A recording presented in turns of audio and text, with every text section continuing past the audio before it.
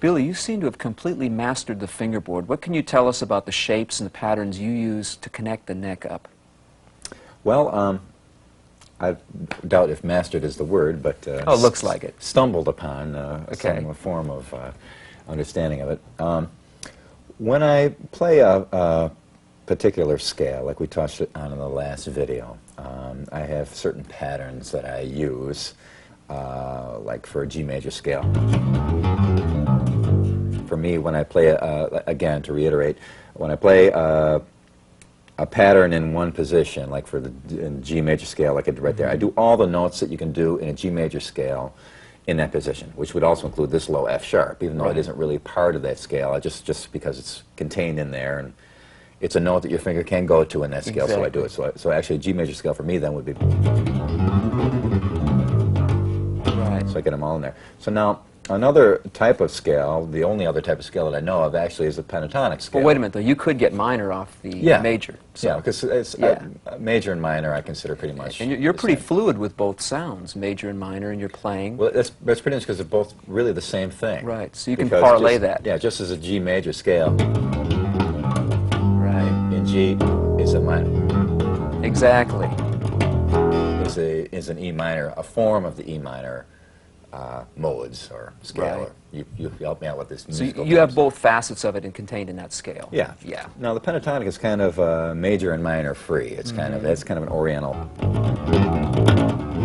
Right. So what it is, actually, when I do it, I also try to do it all the way across the neck. So we're doing 2 notes per string.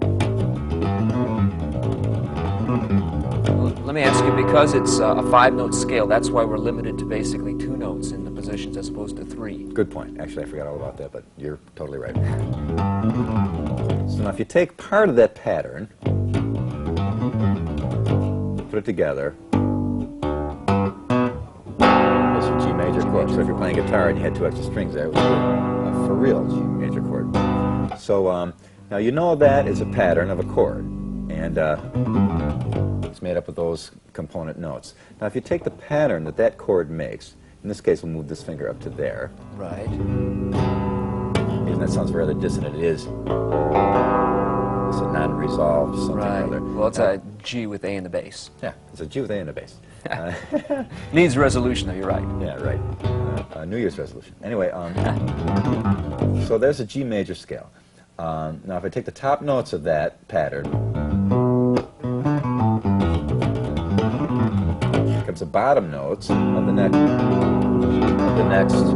position. Now here,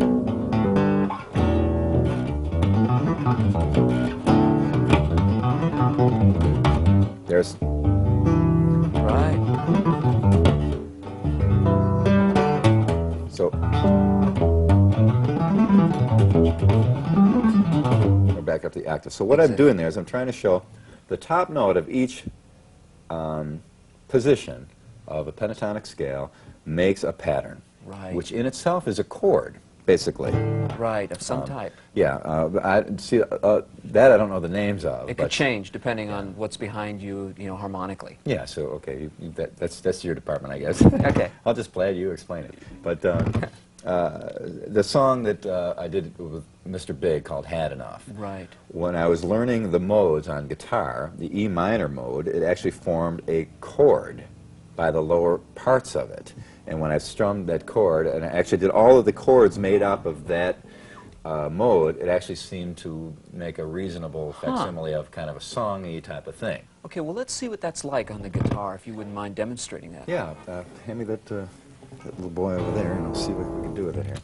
Anyway, the idea, when I was practicing guitar, learning a couple things to write some songs, and I write a lot on guitar, but which sounds like an Allman Brothers song, doesn't it? It does, yeah. It has that country flavor to it. Anyway, so I noticed that that chord that made was part of all those notes there. So it actually became became part of the. So you derived those chords from the mode. Right. So it's an E minor kind of mode. So that fits. All any pattern. I always wonder how these jazz guys got these amazing Uh-huh. chords all over the place, because they understand scales so well Exactly. that they can put any configuration of notes together and come up with an amazo chord thing. So you see these jazz guys doing all these comping chord stuff, and I always wonder, how in the world did they ever learn all those chords? Well, they just basically know their stuff, and they know their scales, and they know their modes, and they know how to put them all together in lightning fast, and And that relates exactly to what you're talking about, connecting all the shapes. right. So what I'm doing basically is just like, so now if I take like a G major, the pentatonic version. So I know if I'm in G.